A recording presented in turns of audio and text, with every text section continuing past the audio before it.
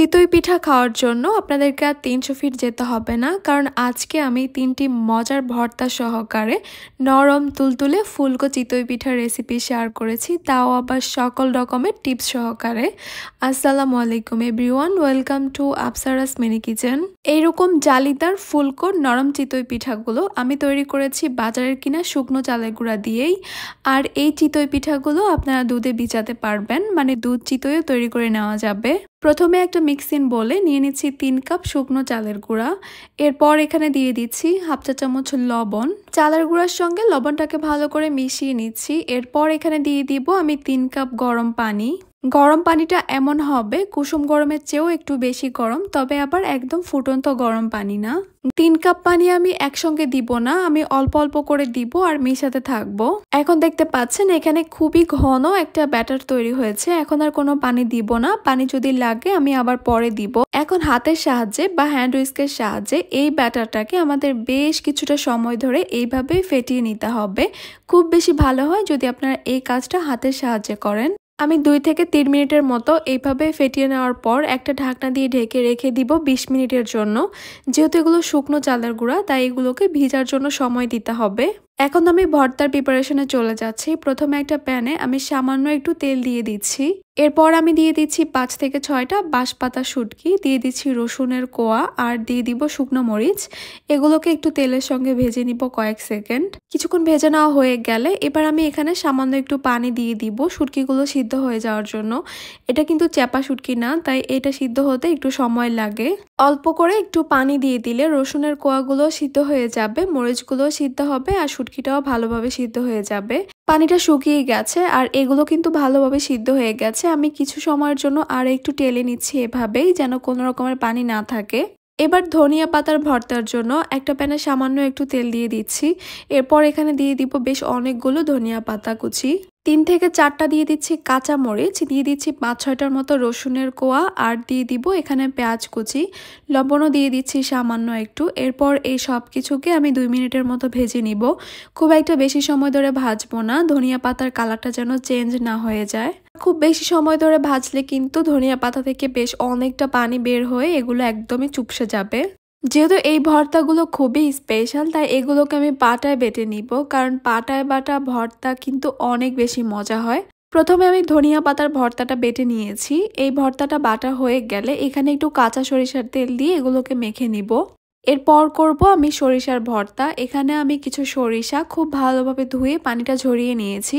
দিয়ে দিচ্ছি ২টা কাঁচা মরিচ, লবণ, ৩ থেকে ৪টা রসুনের কোয়া, পেঁয়াজ কুচি আর ধনিয়া পাতা কুচি।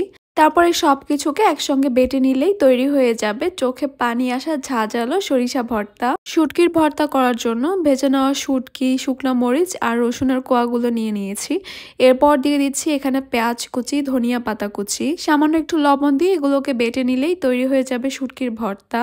যেহেতু এগুলো প্রতিদিন খাওয়া হয় না, তাই একটু কষ্ট করে পাটায় বেটে নেওয়াই যেতে পারে। আমি তো সবগুলো পাটায় বেটে নিয়েছি, তবে আপনারা চাইলে ব্লেন্ডারের জাগে অথবা বাটনার মধ্যেও এই ভর্তাগুলো বেটে নিতে পারেন। আমার সবগুলো ভর্তা কিন্তু বেটে নেওয়া হয়ে গেছে। এদিকে ২০ মিনিটেই চালের গুঁড়াটা খুব সুন্দর করে ভিজে গেছে। আমি একটা হ্যান্ড হুইস্কের সাহায্যে এগুলোকে আবারও ফেটিয়ে নিব কিছুক্ষণ। এইভাবে করতে একটু সময় লাগবে, তাই আমি একটা হ্যান্ড ব্লেন্ডারের সাহায্যে এগুলোকে ব্লেন্ড করে নিব। আপনারা চাইলে একটা ব্লেন্ডারের জাগে করেও এগুলোকে ব্লেন্ড করে নিতে পারেন। এখনই এখানে কোনো পানি দিব না, কারণ ব্লেন্ড করার পর কিন্তু এটা অনেকটাই পাতলা হয়ে যাবে। তারপরে যদি মনে হয় পানি দেওয়ার প্রয়োজন আছে, তারপরে আমি পানি দিব। যারা চিতই পিঠা রেগুলার তৈরি করে তাদের হ্যান্ড ব্লেন্ডার বা ব্লেন্ডার কিছুরই প্রয়োজন হয় না। ব্যাটারটাকে তারা হাতের সাহায্যে এরকম করে ফেলে। যেহেতু আমরা এই পিঠাগুলো বছরে ১-২ বার তৈরি করি, তাই হাতের সাহায্যে ব্যাটারটাকে ওরকম করতে আমাদের একটু বেশি সময় লাগে। আর সময়টা কমানোর জন্যই কিন্তু এইভাবে একটু ব্লেন্ড করে নেওয়া। চিতই পিঠার জন্য ব্যাটারটা তৈরি করতে হবে পাতলা করে, তাই আমার কাছে মনে হয়েছে এখানে আরো পানির প্রয়োজন আছে। আমি আরো একটু পানি দিয়ে দিয়েছি। সব শেষে মানে পিঠা বানানোর আগ মুহূর্তে এখানে দিয়ে দিব হাফ চা চামচ বেকিং পাউডার।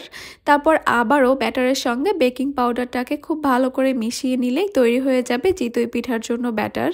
চুলায় আমি আগে থেকেই একটা ছোট লোহার কড়াই গরম হতে দিয়েছি। কড়াইটা খুব ভালো মতো গরম হতে হবে। কড়াইটাকে একটু মুছে নিচ্ছি তেল আর পানি দিয়ে, এতে করে পিঠাগুলো আটকে থাকবে না, খুব সহজেই তুলে নেওয়া যাবে। এই যে কড়াইটা গরম করে নেওয়ার ব্যাপারটা, এইটা হচ্ছে চিতই পিঠা তৈরি করার একদমই প্রথম শর্ত। কড়াইটাকে খুব ভালো মতো গরম করে নিতে হবে, ঠিক যেন ধোয়া ওঠা গরম। ব্যাটারটা যতই ভালো করে তৈরি করে নেন না কেন, এই কড়াইটাকে যদি ভালো মতো গরম না করে নেন, চিতই পিঠা কখনোই ফুলবে না, কখনোই ভালো হবে না। গরম কড়াইয়ের মধ্যে 1 চামচ ব্যাটার দেওয়ার পর আমি একটা ঢাকনা দিয়ে ঢেকে দিয়েছি। এরপর চুলার হিটটাকে মিডিয়ামে করে দিয়েছি।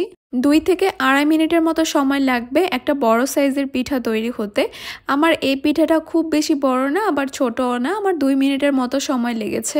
ভর্তার সঙ্গে কিন্তু একটু ক্রিস্পি হলে পিঠাটা বেশি ভালো লাগে, তাই একটু বেশি সময় ধরে রাখলেই কিন্তু পিঠাটা নিচ থেকে ক্রিস্পি হবে, উপর থেকে সফট আর ফুলকো হবে।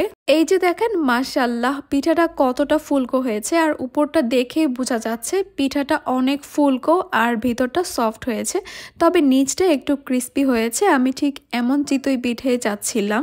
গরম গরম একটা পিঠা আমি আপনাদেরকে ভেঙে দেখাচ্ছি। অসংখ্য ছিদ্রযুক্ত জালিদার পিঠা তৈরি হয়েছে। দুধের শিরার মধ্যে ভিজানোর জন্য কিন্তু একটা পারফেক্ট চিতই পিঠা তৈরি হয়েছে। আর এই যে দেখেন কত সুন্দর সফট হয়েছে, একদমই ফোল্ড হয়ে যাচ্ছে পিঠাটা। ভর্তা দিয়ে গরম গরম পিঠা খেতেই বেশি মজা, তাই পিঠা তৈরি করবেন আর খাওয়া শুরু করবেন। সবগুলো পিঠা তৈরি করে খেতে গেলে কিন্তু পিঠাগুলো একটু ঠান্ডা হয়ে যাবে। আচ্ছা, এই 3টা ভর্তার মধ্যে কে কোন ভর্তাটা দিয়ে চিতই পিঠা খেতে বেশি পছন্দ করেন আমাকে কিন্তু অবশ্যই জানাবেন। আমার তো 3টা ভর্তাই অনেক বেশি পছন্দ, তবে সবচেয়ে বেশি পছন্দ শুটকির ভর্তা। আমার মন চাচ্ছে সবগুলো পিঠা আপনাদেরকে একটু ভেঙে ভেঙে দেখাই, সবগুলো পিঠা কতটা পারফেক্ট হয়েছে। ঠান্ডা হয়ে যাওয়ার পরেও এই পিঠাগুলো শক্ত হয়ে যাবে না, সফটই থাকবে। আশা করছি আমার আজকের রেসিপি আপনাদের কাছে খুবই ভালো লেগেছে, সহজও লেগেছে, আর আপনাদের কাজেও আসবে। তাহলে আজকে এই পর্যন্তই। সবাই অনেক বেশি ভালো থাকবেন, সুস্থ থাকবেন। আল্লাহ হাফেজ।